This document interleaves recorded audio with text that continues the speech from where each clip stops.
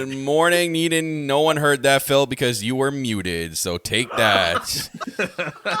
Hope everyone is great today. Welcome to Good Morning Elite, where Phil constantly tries to steal my gimmick. My name is Kyle Masters, and the host of the show. This is my show, damn it. Okay? I get to do Good Morning, not you. But that's Phil Cataldo. Phil, what's going on? Hey, there's rumors that we were still watching the media scrum and that we haven't gone to sleep last night. They may be true. Give me $5 on Elite POV Select if you want to know the full information. Elite POV Select. We've moved on. All right, gotcha. So don't go to our Patreon. Go to ElitePOVSelect.com, which brings you to our brings you to our Patreon page. Yeah. Give me $5. Like Sean Ross Sapp when he came to the ring at GCW last night. But I hope you guys are all doing fantastic. I'm also joined by the Dra, Jacky Rodriguez. What's up, Jacky? No, you can't. Your mic cut out. You guys can't steal my gimmick. So a microphone. This is how you know Kyle is a producer, because anytime we try to steal his gimmick, he's coming for us. I didn't even do that. That was your mic this time. Your mic cucked you. So. I'm sure it was, because I don't have the fancy stuff like you guys. But good morning, everyone. I'm still half asleep. I don't know about you guys, but this is not enough coffee for me, for sure. Yeah. And then fourth, can't forget about this man, this beautiful human being that is our fifth member of our team and constant and sometimes host on here on Good Morning Elite. And that is, I call him Brother Heel. That is Crossface with Costin's own. How's it going, my friend? It's going. I actually slept because I didn't watch the scrum, so I actually had a good sleep. Screw you. So I'm coming into this not knowing anything.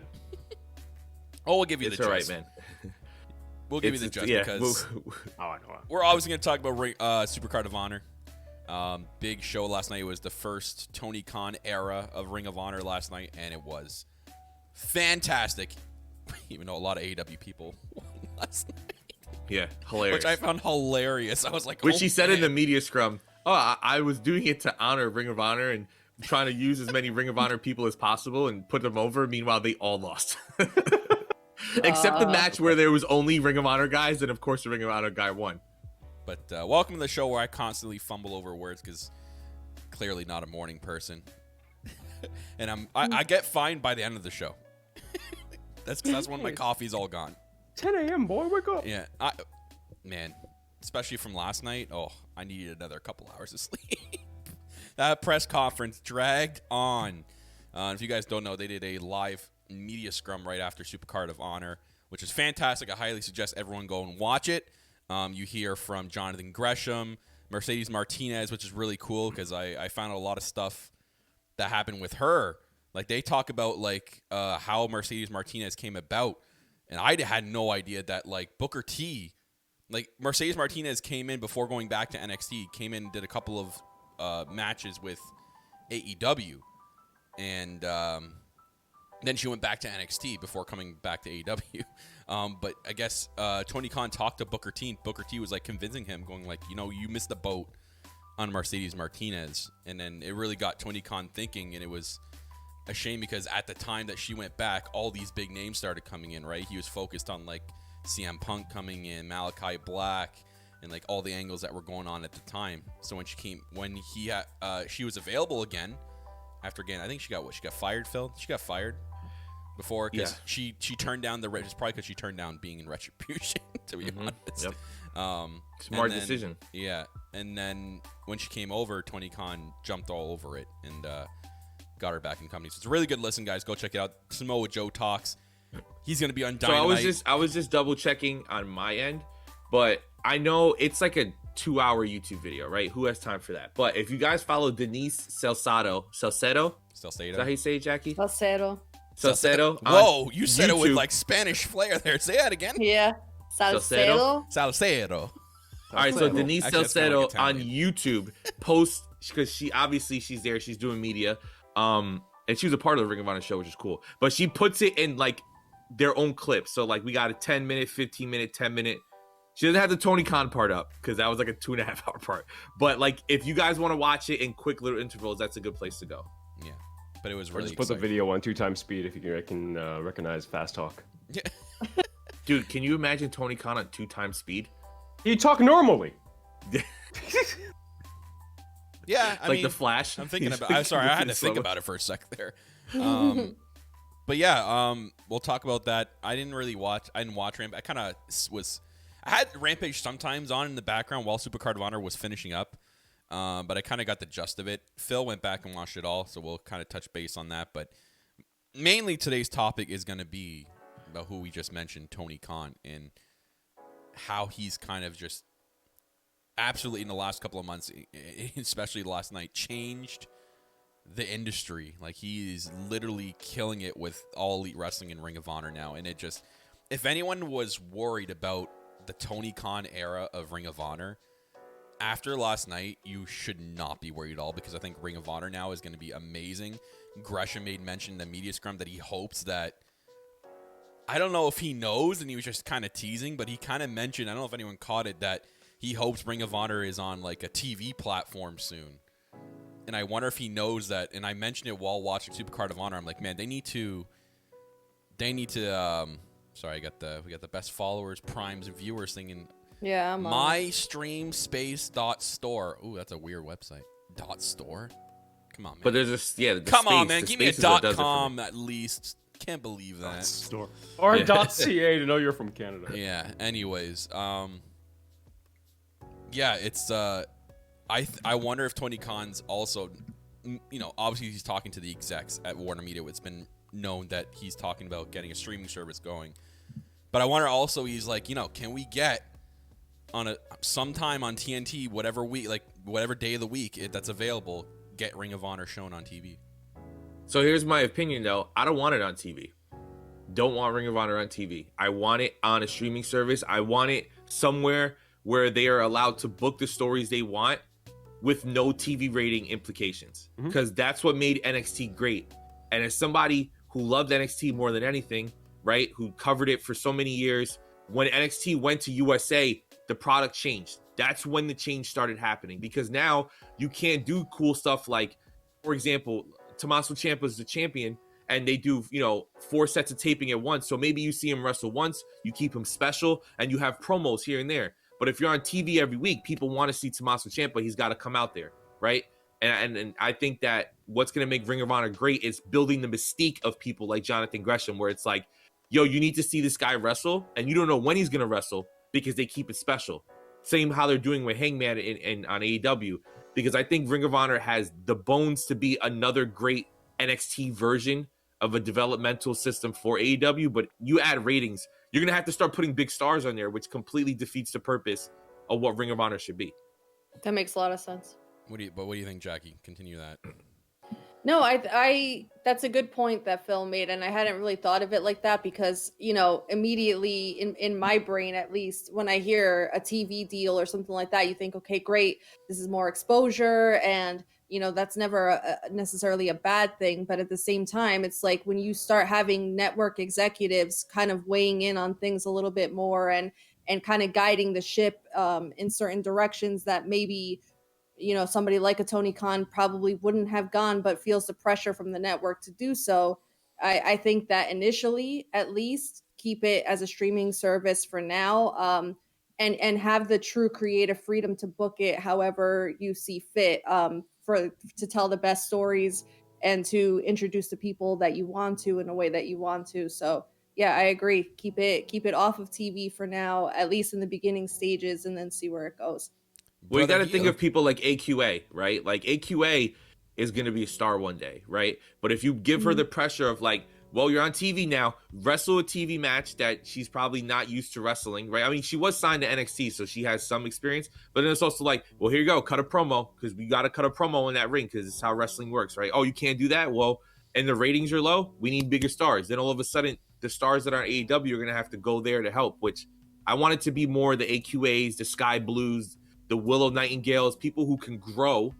And then when they come over to AEW, you could be like, oh my God, they're here. And it's a big moment. Well, it's a whole thing too. It's like it's one of these things where when you do have a lot of those contracts in place with networks, you do have some limitations. It's not like a free for all, do whatever you want. You know what I mean? So like the streaming service does give you that whole, this is a creative freedom. We can definitely do what we can for these characters. Now AEW already has in place a very established weekly programming. Now the thing that I will look at it in the way that I saw how a lot of victors happened at ROH is, yeah, there was a lot more AEW talents. However, that opens a door for potential an ROH takeover at AEW to provide them a lot more of a viewer base on more of a worldwide platform. So 100%, I do understand the whole concept of streaming service, and I feel that's a great way for them to go because there's not a lot of people who watch ROH. Like I'm one of them. I haven't watched a lot of ROH in my lifetime because I never really found it anywhere readily available. However, there's a streaming platform. I'll be more open to see the product and see the talents and see the new era, or though not a new era, but just in general,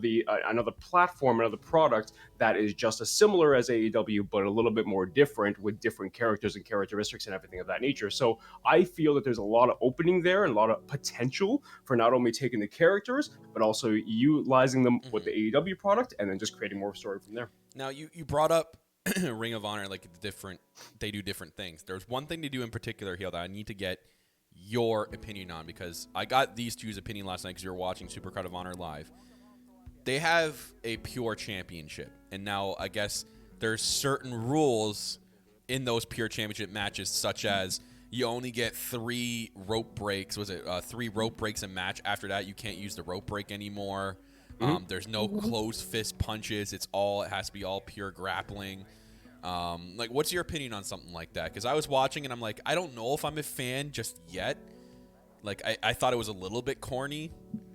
And I think Phil was on my side, but I need to get like your perspective on it. I like it, and the reason why is because it's different. Now, just a little backstory of me. I trained at Battle Arts Academy under Anthony Corelli. A lot of you know him as Santino Marella. He has a special type of matchup that's called a Battle Arts style of matchup, where literally there is a X amount of rope breaks you can do, and the concept is you are intended to choke or tap the person out, but for real. So for me, it's different type of match card and different type of rules in place.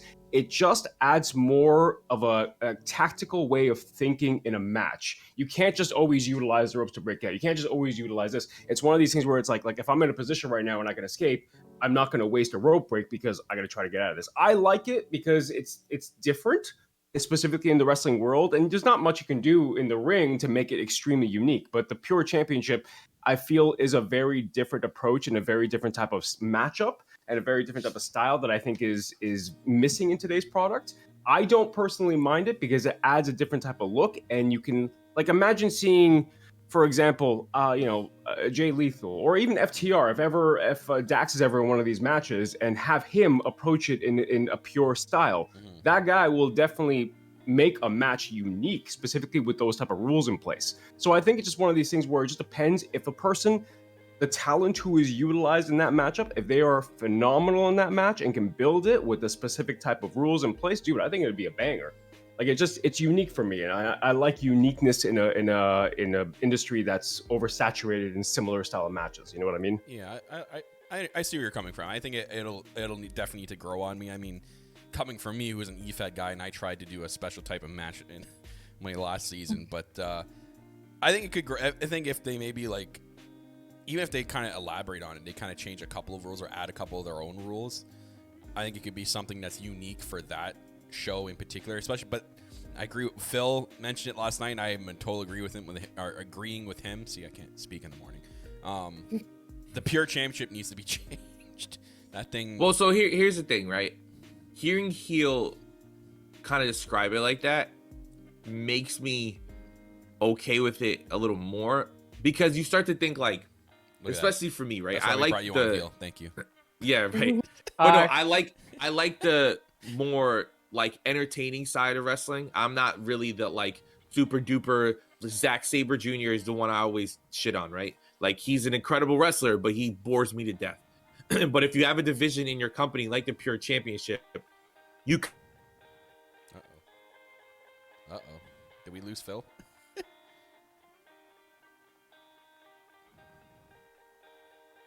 As a tremendous future ahead of him, right? So you built this foundation and this base that he is this incredibly technical wrestler, with the pure championship. And then while you're going along the line, you put him with people like best friends to give him more personality. So then by the time, if he ever gets to the point where he's a main eventer for a company, he's well-rounded. You could put him in the ring with anybody. And just the idea of someone like Dax being able to wrestle that style of match makes it entertaining enough. Now, will they do it? We'll see, right? Josh Woods is extremely technical. And I know that last year they told this great storyline with Jonathan Gresham was the pure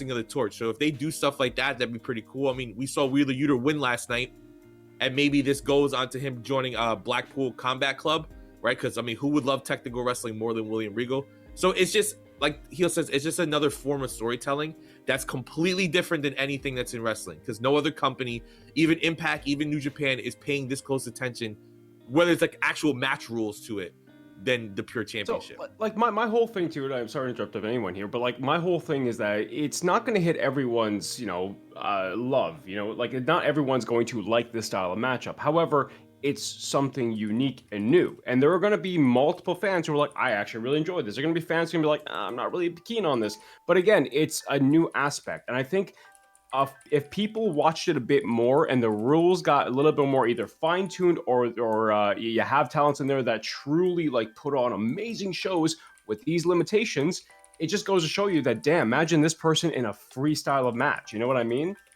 Like I personally don't mind it. That is true. That is a good point. I'm going to jump in and interrupt very quickly, guys. I think we're good now, but my Wi-Fi turned off and on while in the middle of Phil's speech there, so I don't know if everyone got it.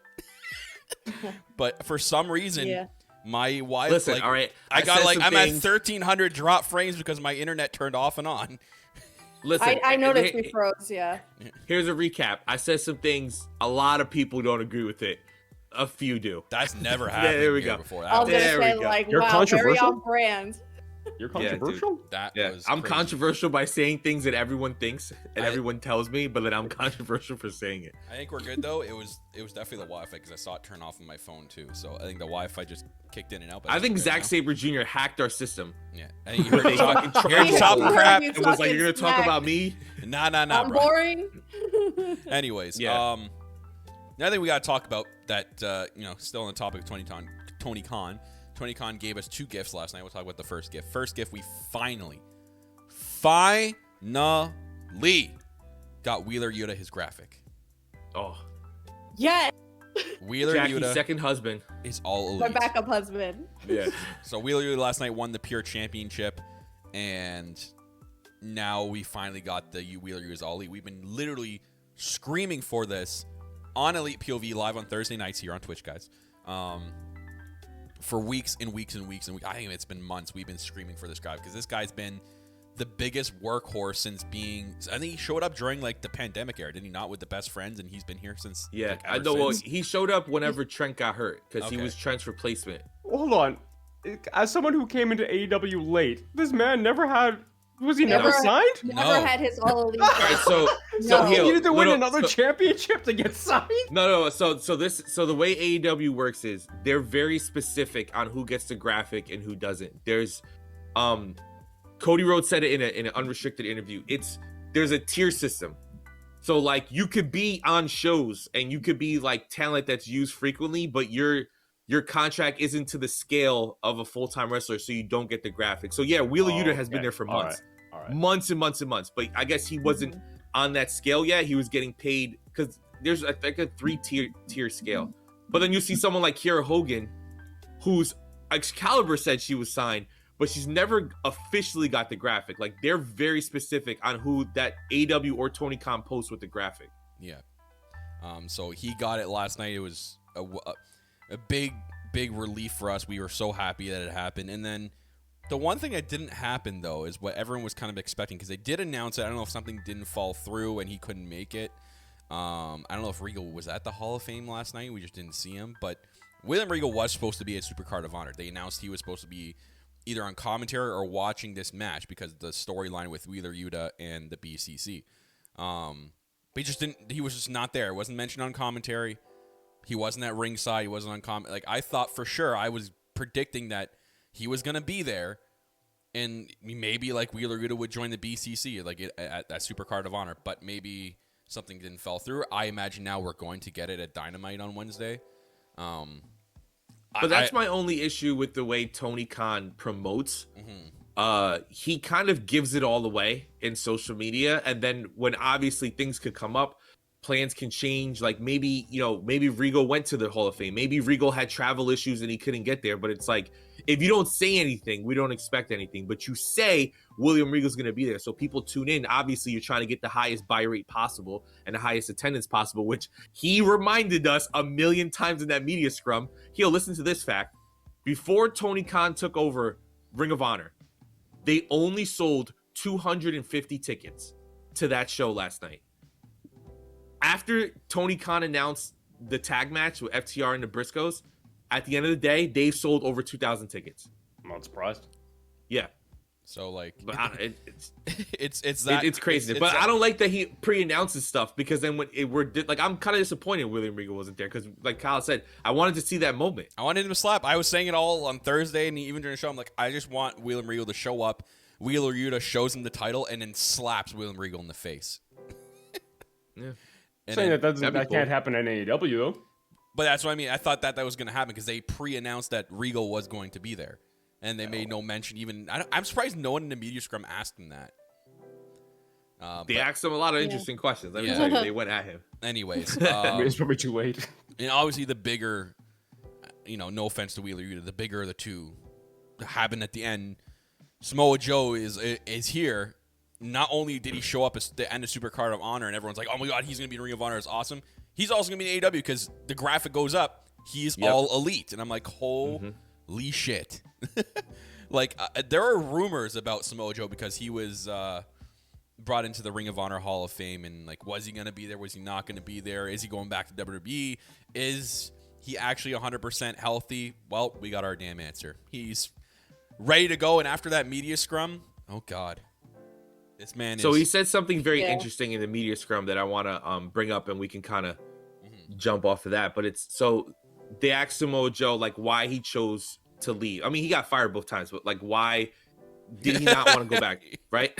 Samoa Joe, Samoa Joe said he worked very closely in NXT with William Regal and Triple H, and obviously William Regal's not there anymore. And with Triple H's health issues, once they got rid of, and he said he doesn't blame Triple H, and things happen, right? But when Triple H goes out and they fire his whole regime, it's kind of hard to stay with a company when all the people that you worked with is gone. So now he's excited to be in Ring of Honor. He's excited that he was the one beating the drum for WWE to get the Ring of Honor library. Yeah, that was, and they dropped the ball, and Tony was able to get it. Yeah, so I think that's pretty cool. He's very excited. So funny. We're like delirious at this point, right? We're so spent after that FTR match. We're like smoking cigarettes, even though I don't smoke, right? I'm just like, this is just paradise, right? And we're all being quiet, like, oh, I wonder who this person's gonna be. And right before his music hits, right? I'm a mark for myself, if anything. Right before the music hits, I go to Jacky. I just have a feeling it's Samoa Joe. And then you hear the growl, and it sounded like a Godzilla song, and I was like, "That's fucking Samoa Joe." And then he comes out, and I was like, "Yeah, it's like a replication of his WWE theme, right? Because that's how the beginning of his WWE theme. There's that roar right before the theme song kicked in, and I love his WWE theme. I really wish that he could have used that because I'm a massive fan of his WWE theme. But yeah, I mean, technically, can't they? It's CFO doesn't work with WWE anymore. It's still a trademark product. Is it trademark? So they probably owns have everything of you. Yeah. Whatever you use in WWE, they own. Yeah. Then they're like, okay, maybe you can use it. Like crying out loud, they tearing down Twitch channels because you can't use that name because it represents a WWE product. Yeah. See, I thought I got fooled because I saw the article, was it yesterday, and I thought it was an April Fool's joke, but it was real that they're letting their wrestlers get some third-party income. Like, oh, they can allow them to do Twitch? No, just Cameo. Cameo and other autograph signings that are non-WWE autograph signings. I'm like, but it's so weird because why can't they just do Twitch? Let them be happy and do Twitch. But let them be happy and just do Twitch. Like, what's the problem? But that's why I love that Samoa Joe is here, because Samoa Joe's going to be a voice in the new Suicide Squad video game. He's playing King Shark in it. And the company that I love, Kind of Funny, he just hosted one of their game shows recently, like one of their weekly games or daily game shows. he's out, he's doing it. He said he's taking acting opportunities. Like, this is the beauty of working for a boss like Tony Khan. Like, you can come here, you can have these incredible hard-hitting wrestling matches, but then also kind of do things that you want to do outside of wrestling. Oh, listen, you want Twitch? Yeah. It's got to be owned by us. Yeah. It's got to be like easy Xavier over there. Hey, you're gonna put a WWE promoter. Xavier, what's your Twitch check? What's it? Oh, you got who? 300,000? Okay, you can have $5. Kyle, who showed up on Ring of Honor last night? Samoa Joe. Our Samoan Joe is in the main event. What do you mean? He's on commentary with Michael. Roman? It's always Veer. It's always gonna be Veer. Oh, and one thing that's really interesting, because Heel, you didn't get to watch SuperCard of Honor, but something really interesting happened last night. So a new faction was put together last night on Ring of Honor that consists of some AEW people and a manager. So Tully Blanchard last night had 2 different matches where he introduced 2 new what does he call them? 3 new talents. 3 new talents to like he's calling it the Tully Blanchard Enterprise, so the TBE. So he introduced a tag team first, which was one guy I have no idea who the hell it is, and the other guy his name was Khan, the guy the Samoan guy that's been appearing on AEW Dark. That's like ripped as all hell and literally looks like a mega. He looks like a mega star. He looks like a mega star. Extremely good looking. Dude, this guy could be a star, like an absolute star. If he's got like the mic skills and everything else to back that up, he could be a star. And then he introduced the singles guy later, Brian Cage, which is insane. So people were wondering what the hell was going on with the whole 1-year extension. Well, now we got our answer. So they wanted Jacky to be the heater, but I mean. I've been pretty busy lately, so you know it's just hard for me to just show up on a moment. So they had to go with someone who's not as strong and bring in Brian Cage. Yeah. So Isaac put in the chat because I know I remember now Phil popping. The guy's name is Toa, the one that's like not Jack. It's Toa Leona. It looks so weird when they are all standing 3 together. You have Jack, huge, Brian Cage, ripped Khan, and then you got Toa, who's just who's Samoan and Puerto Rican. Who listen, if who looks like me without my shirt off. Whoever built a fighter from the ground up, good luck fighting that guy. You're Samoan and Puerto Rican. Good luck, bro. But hey, what do you think? And he did the Umaga thing. Yeah, he did. Cool. I think he might be. He has to be some sort of family. Their family's huge. The Umaga family is massive. It is, yeah. So honestly, I don't have a lot of thought because a lot of these guys, unfortunately, I haven't really seen. I don't have a lot of history of them. The only one that I know, obviously, for me is Brian Cage. I've seen him in matches. Like I've actually met him in real life. The guy's fucking a wonderful individual. But just in general, I think it's good to see that they're really integrating a lot of these talents together. Specifically, the ones that have different type of styles. Like we know a lot of these guys can just really go ham in the ring. Again, I can't really speak on behalf of the other two because I don't necessarily know them and I don't want to say something I don't know, obviously. But for me, I like seeing them utilized. Brian Cage was a phenomenal talent. The guy is. I like him. I know his personality can be a piece of paper, but regardless, I like him. Oh, great. But I feel that love me my piece of paper. Like I feel that it's good to see the talents coming in place now, and I think because now we have the ROH brand on top of the AEW brand, I think this is just money for everyone. And the Tully Blanchard Enterprises, that is a horrible name, but regardless, it's just I think it's gonna work out. I like them. I like seeing that. I did see a picture of all of them, but no, I'm happy for them. But unfortunately, I don't have a large input. I don't know about the other two. Right? I have one thought. Watch Khan though. Go if you need to. Oh, he's good because it's on YouTube. I'm sure someone's gotten like just the match itself. You don't have to skim through the whole dark, but if you have to, you have to. Go watch his dark matches. This guy is very good, very very good. Didn't he have one against Adam Cole on Dark once? I think it was Adam Cole. You know what? I'm thinking it was Adam Cole, and it was really good. Like, it's obviously Adam Cole won, because any megastar in Dark wins.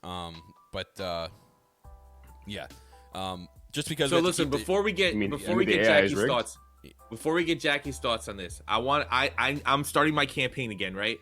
Everyone's getting a second chance in wrestling. Everyone's getting their moment to shine. There's 47 companies on every single day. Everyone has their moment, right? Tully Blanchard 47. Enterprises. Look at me, right?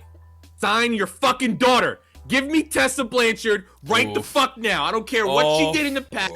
I don't care what she did. She stole Kyle's EFED name and made it a company with women's wrestling. I don't care. I gave that up, though. Tessa Blanchard her moment in Ring of Honor, right? It's not on TV. Execs can't be mad because she's an idiot and fucked up in the past. All right, I want her here. Hello, Beth Ann. Good morning. So happy to enjoy talk. Hey, welcome in. Talking some AEW and stuff. Sorry, Beth Ann, that I'm an idiot. Jackie, I want to get because we're doing our show today, guys. I want to get your thoughts on something else. We're going to talk about it right now because we have to talk about Kyle's like You're wearing. He's waiting for that. You're wearing the shirt. We have to talk about it. Probably it's probably going to be up there for one of the greatest tag teams of the year. Like, it's going to be tag team match of the year. It's got to be, unless there's going to be another one that's most likely going to be Bucks, maybe an FTR, but it's going to be up there in the running. Last night we got FTR versus the Briscoes for the ROH World Tag Team titles, and man, did that match ever effing deliver. Holy shit. So I'm going to let Jack start us off here because she is the FTR. Clearly, I'm going to mute my mic because I'm giving her the full cut. As you can see, she's the FTR super nerd. So let's go, Jackie. Start us off here. What a freaking incredible match. I must have blown off everybody's eardrums in the Discord chat last night. My neighbors freaking hate me. I was screaming and had maybe a tear or two in my eye because it was a thing of brilliance. This was a match that had been building mostly through social media, a lot of heated back and forth between the Briscoes and FTR. It was a match that we weren't entirely sure if we would ever get it, when we would get it. There was some controversy about the Briscoes maybe not being a good fit for TBS. But the fact that Tony Khan swooped in, bought ROH, and facilitated this match being a possibility is freaking the best gift that I could have gotten personally as a fan, because everything that we expected from that match, they delivered above and beyond. It was as intense as you could have imagined. It felt like a real shoot fight where they were just out there like, we'll apologize later, we're gonna kill each other now. But just the emotion that went into it, the unpredictability of it, because there were some close calls on either side. I was on the edge of my seat the entire time, fully locked and loaded and invested. And the outcome could not have been better because we get 6-star FTR, the only freaking team in history to hold the NXT, the SmackDown, the Raw, the AEW, the AAA, and now the Ring of Honor Tag Team Championships. There's one more tag team title they need to get. They need to get to that 7-star. They need to go over. They need to get to that New Impact. Japan. Yeah. Not New Japan. They haven't gotten the Impact though. Well, that's the 8-star. I think there's a little bit of a falling out between Impact and AEW. I think that's why they didn't mention Impact last night either, and I was like, "Oh." That's a very condensed way of saying everything that I thought about that match, because from start to finish. And I just have to say this as a side note. I got the offer to go watch the match at a different location, and I said, no way, I need to be with my guys when we're watching this, because I need to be with like-minded people who are going to understand the significance and appreciate this as much as I do, and are not going to stifle me when I act like a complete freaking lunatic during the match and at the outcome of the match. So all around, just freaking beautiful. Chef's kiss. So you rather? Yeah, I appreciate that because we were screaming. I ripped on, but I obviously kept my gimmick and ripped on Jax. I'm like, oh well, because she was 5 seconds ahead of everybody, so she cheered. So I knew the pin was coming. So I'm like, oh, thanks for. As soon as it happened, like, oh well, my moment was ruined. Thanks, Jacky, for ruining it for me. I couldn't not scream. There was no way. I know you couldn't, but I'm like, oh, time to make fun of Jax. Like, oh, well, welcome to our world, Kyle. Every Wednesday. Yeah, I was like, oh, I didn't like it. Jax ruined it for me. Heel, this is what we hear every Wednesday. Kyle's feed is always like a couple seconds ahead. So whatever, I mean, obviously AEW does a lot of surprises. We hear this. Oh! It's so hard to like. And then he mutes his mic. We're like, all right, something's happening. And everyone is just like, well. So yeah, no, the shoe is on the other foot. I get it. But Jax, I was so happy that you got to have that moment last night. It was an incredible tag team match. Heel, I know when you go rewatch SuperCard of Honor, that match right there. Oh, it was so good. And I haven't watched a lot of Briscoe's matches, right? I've known about them, but I haven't watched a lot of their matches. very impressed with this match. Really my good. God. And now we had the Young Bucks come out at the end. They super kicked them. So there's going to be a Briscoe. They're going to run that back, and I can't wait for that to happen. Because the Bucks and Briscoes have a massive history in Ring of Honor. They've had some incredible matches. Now, in old Ring of Honor, their ladder matches were ladder wars. So that's what they were called. And the Bucks and Briscoes used to kill each other in those matches, right? I mean, we saw what the Bucks could do in a ladder war when they fought the Lucha Bros, but like, boy, like the Briscoes are heavy hitters. I mean, listen, we said during last night, Briscoes might be piece of shit human beings, but they're phenomenal wrestlers. Like they are incredible wrestlers. But it's going to be great. And then now we get FTR Bucks. The story is, so I have two ways of thinking with this, because now it's going to be on Wednesday. I'm like, is that too early? But this could be the second of 3 matches, because there was the one match where I had to get these two to reconfirm because I can't remember who won that match. So it was the Bucks that won, or FTR. I mean, Bucks won. Bucks won the first match. It was at Full Gear 2020. So, and that was in front of no fans, which sucked. So this one is going to be in front of fans. So this could be the second one. And I believe maybe they're going to carry the head booker. Let me know. Do you think it's going in the direction of the rubber match being a double or nothing in front of finally, it's going to be a massive jam. They've sold, I think, what have they sold? Over 12,000 tickets for. It's the largest gate in the company's history, isn't it? Yeah, for the Vegas show. Oh my God, that's going to be a fully packed show. They're going to have to open up some sections, guaranteed. Can I just bring something up here? Oh, yeah, Why is go it ahead. that we're not talking about a 3-way between these tag teams? Oh, maybe it's a 3-way. Yeah, they could bring in the Briscoes at double or Like nothing. I wouldn't be surprised if the Briscoes show up Wednesday to attack the Bucks for attacking them. Yeah, you know what? Heal the head booker here. It's a good Triple Mania. Like for me, April 30th. like for me, here's the thing. So my whole, I haven't seen the match, but I will say the importance of storytelling from the talents by themselves without having bookers being like, do this, was phenomenal with that build-up. I loved it. You literally, the thing about both of them interaction back and forth, you legit had an idea of like, these guys hate each other. Like, I think there's legit hate with these guys. But the fact I did see the hug after the match, and honestly, for me, I'm like, I love that. And that's actually a really great moment. If you like professional wrestling, that is a great moment. They bowed to him too, right before they bowed to the Briscoes. I'm like, wow. Yeah, like it's honestly, it's one of these things where like there is massive respect in the business, but like you can make so much from simple cameos online, and specifically in today's world, and adapting to today's world and to today's kind of internet society and new fan base. I think the thing is, I think AEW does that very well. ROH does that very well, and I think this is just going to be great for the fans. I think WWE still needs to kind of get into that. So Carrie zone. brought up, and the cool thing is, go ahead, Kyle. I was gonna say Carrie brought up that on Triple Mania. I forgot. I think the Bucks and FTR were scheduled. No, it's Bucks versus Phoenix and I forgot the other guy. But FTR clearly is going to be on the show because they're the AAA champions.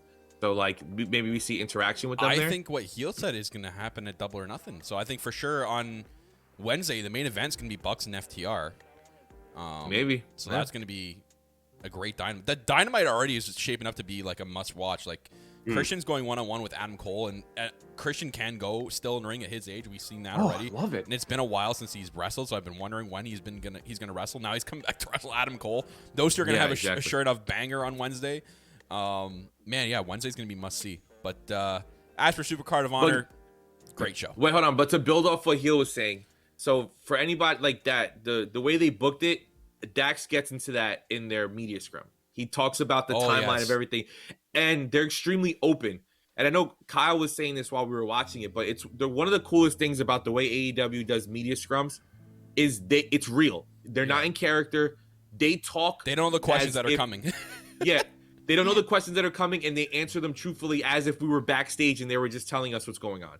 Right? Obviously, they don't expose the business, but the way Dax and Cash told the timeline of how this match got made is an incredible story. Then, if you watch FTR's thing, obviously the match is all-time great. Probably going to be my favorite match. It's my favorite tag team match I've ever seen because I don't judge my favorite matches on like whether they're actually good or not. I judge it by how they make me feel, right? My favorite match I've ever seen in person is Gargano versus Almas because I thought I was going to have a fucking heart attack watching that match. I was so emotionally invested. And I felt the same way watching this match over Discord. So you got to watch the media scrum, I'm telling you. One of the matches that really got emotionally for me was an FTR match. I'm getting emotional saying it now. Back in NXT against Gargano and Ciampa. Yep. I was Amazing there too. Match. I was there, man. It was that. Before we knew each other, we were there. Yeah, like that for me was an unbelievable experience from a fan's point of view, from watching them, and that's literally the day that I truly fell just in love with FTR. I get what how Jacky feels. Like they're a phenomenal team. Mine was also a takeover, but it wasn't Toronto. I was in New York for this one when it was Gargano and Adam Cole in the 2 out of 3 falls match in the main event. That when Gargano finally won the world title. That, dude, the replays don't do it justice. My ears were ringing after as soon as Gargano won. The crowd was, but my ears were ringing before that because it was the point where or if anyone remembers this match, Johnny Gargano went to the outside and attacked both Kyle O'Reilly and Bobby Fish and Roderick Strong in the outside because they came to interfere. So he attacked them all, and then while Adam Cole was quote unquote light out in the ring. So as soon as he went back into the ring, Adam Cole got to his feet, delivered 2 last shots in a row. And this was like 30 minutes into the match. So everyone's like, okay, this is it. Adam Cole's going to win. Johnny's not going to get his moment. Because everyone was thinking that it's either that Gargano was going to win this match and win the title, or they were going to do Ciampa Gargano down the line. But as soon as Johnny Gargano kicked out, I almost fainted. I'm like, what? Everyone in my section had the whole, I don't know if everyone remembers the Undertaker guy, with the eyes wide open. Yes. Everyone in my section was doing that. Everybody. I could not see one person. And we all collectively looked at each other going, what the hell is happening? Oh, yeah, what are we witnessing right now? Yeah, so can you imagine what it must have been like? I mean, our boy Rob was there live in that building last night for SuperCard. And he's texting me and he's like, man, that crowd was unbelievable for that tag match. They were unbelievable. I wish I was there, man. Yeah. I wish Jacky was there. If anybody could be there, I wish Jacky was there. You just hear her screaming on the cameras, be like, yeah, there she is. I heard last night. They heard a lot of that last night. Yeah. But for the last 50 minutes of the show, guys, I'm actually going to turn over to other host here, Phil, because I didn't watch Rampage last night. Phil was able to watch. Well, Rampage. wait. Before we talk about that, Minoru Suzuki is fucking Ring of Honor TV champion. Holy shit! The first title he has won an American. The first time he's won an American title. Like, what is happening? And I understand a lot of AEW talent won last night, but it was cool to see Suzuki have it. He beat the fuck out of poor Rhett Titus. Big Mark. I'm sorry. Just in the morning, I suck at remembering stuff. But no. So we could talk about big Rampage. Kaze Ninare fan right here. Love. Yeah, Kyle kept singing it. It was great to hear.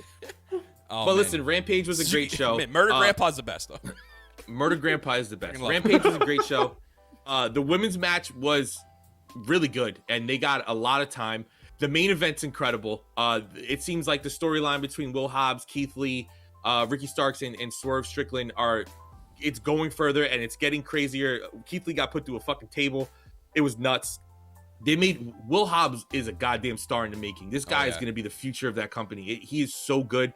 And he's really good on the mic too. A lot of people don't give him credit because he doesn't get to talk because it's usually Ricky or Taz, but they had their moment. There was a cool interaction with Danhausen and Hook where Danhausen tried to curse Hook in an interview, and then Hook just walked away and Danhausen freaked out. It was cool. The House of Black match was fucking incredible, but everything the House of Black does. Why do I think Danhausen's first match is going to be against Hook? It could be. And then listen, I know a lot of people are going to be talking about the rest of all these matches with SuperCard of Honor. Bucks versus Top Flight was insane. Dante Martin continues to just shock the world every time he does anything. So good. It's a great show. We understand. I didn't watch it last night. I couldn't. Right. I wanted to watch it after the SuperCard, but Tony Khan's still talking. After this, I have to go rewatch that media, jump back in. But Rampage is really good. And Rampage is really good when you watch it in the morning and you can just watch it and fast forward through the commercials and just keep the matches going. I do wish they had entrances because only the main event got entrances, which is annoying. I hate that they do that, but it is what it is. It was a fun show. We know that they jam-packed Rampage right now with then they have to cut work cuts needed, and if it's the entrances, I'm not so, I guess you can say, bent out of shape for the entrances. I know that it is what it is. I'm more of a mark for pay-per-view entrances. That's my thing.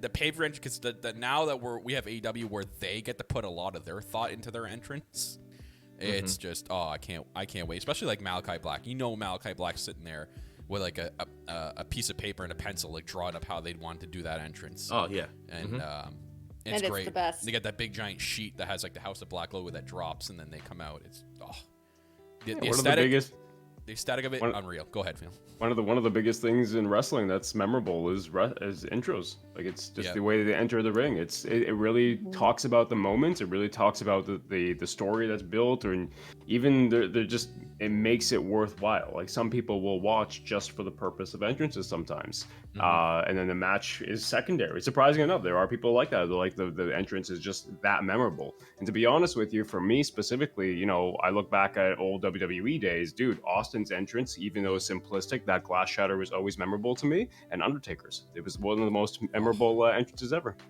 It sets the tone, right? It tells the casual viewer what they're about to witness, and maybe you're flipping through the channels and you happen to be lucky enough that you turn on AEW when the House of Black are coming out. I know I'd be like, wait, what the fuck is this? I would watch, right? And a lot of people like Tony Khan has said, and the Bucks and Cody, they all have said for years, it's AEW's about bringing the lapsed fan back.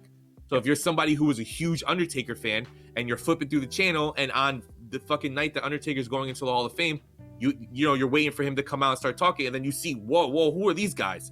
Evil creatures coming out in the dark, and Malachi looks like the devil, and it's like, I'm interested, right? So it's great. Here's a thought. So, because you watched Rampage, Phil, they don't, when there's no entrances, does Justin Roberts still introduce both teams? Yeah.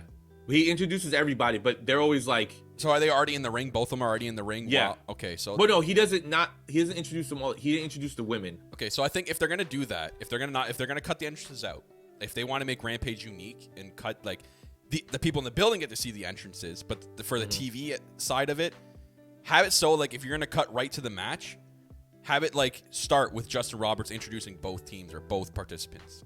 I'm not sure. You know what I mean? I'm pretty sure they didn't introduce the women, because the way they do it is, as it's coming back from commercial, Excalibur's like, you hear the bell ring and he's like, oh, we're jumping right into it. The most fast action, whatever, fast hour on TV every week or something like that. And then they jump right into it. Yeah. I think, I mean, commentary does a great job putting the talent over. Rampage is going to change. I think we're going to start seeing soon enough. I don't think the way Rampage is now, and especially the time slot, eventually it's going to change. That's going to, they can't go with the same time slot and the same format. It's going to They're going to have to. Yeah. They're going to have to. Yeah. It's just with the amount of talent. Especially with Ring of Honor now, you want to kind of balance things out, you know? Yeah. Well, the problem is, I guarantee they're on a certain type of contract right now that has to actually go the distance before they can really do a change. 100%, I guarantee that the network they're on is like, yeah, we're going to get you guys on a better time. Yes, please. Yeah. I'm too old for this. Which, listen, My bones, we understand. man.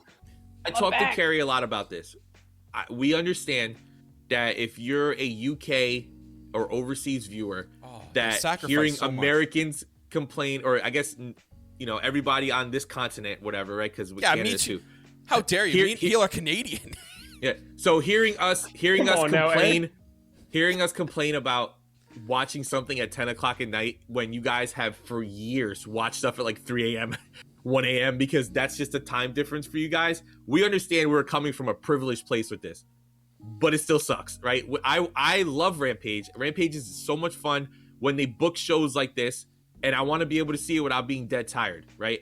I think that also with Rampage, they're showcasing so many great talents, like a Swerve, like Keith Lee, like Hook, right? Hook hasn't even ever been on Dynamite yet. He's only ever been on Rampage. So they're building so many great characters, and people are missing it because it's so late. And maybe, you know, they watch wrestling before and they're tired or whatever. Or they got work in the morning, right? Some people work on Saturdays or do a podcast on Saturdays mornings like us.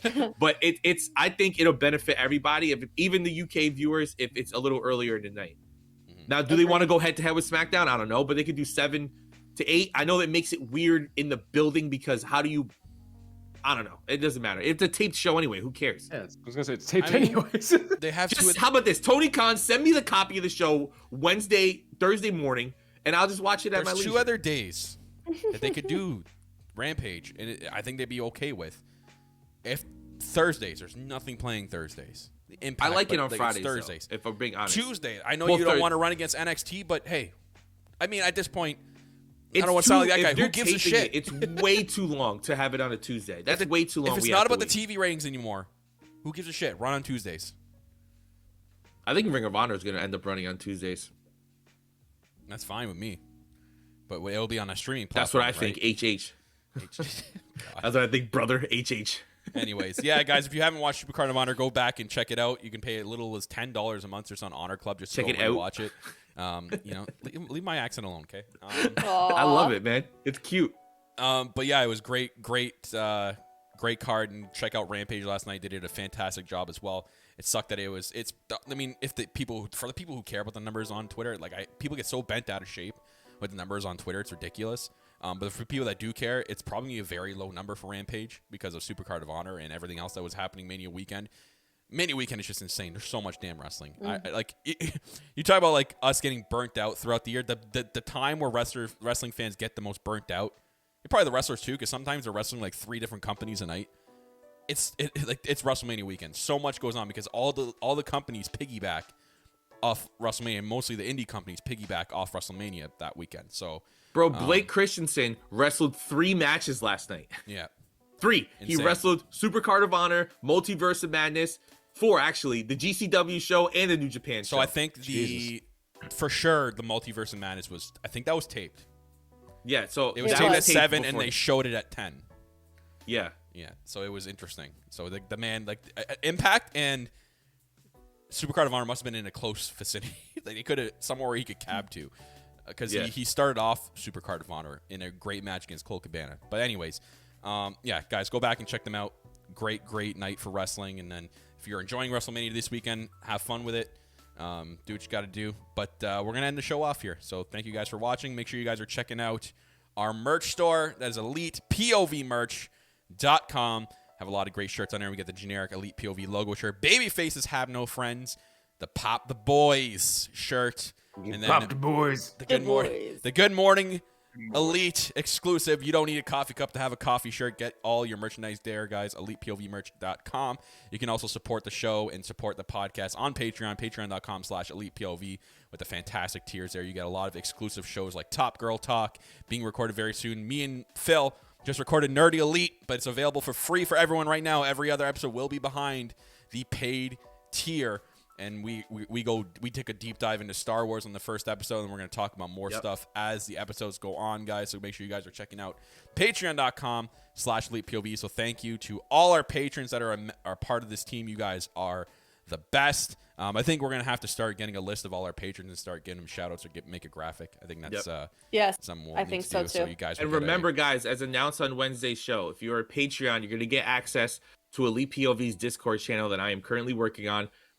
We see how toxic the wrestling community is. We want to build a place where we could be fans, where we could discuss what we want to discuss. We'll give you your chats. Listen, I'll even be a man of the people. If you guys want a fucking WWE chat where you could bang your heads against the wall about how happy you are, we'll give you guys, we'll give you guys that stupid room just to make you happy. But I want you guys to be happy.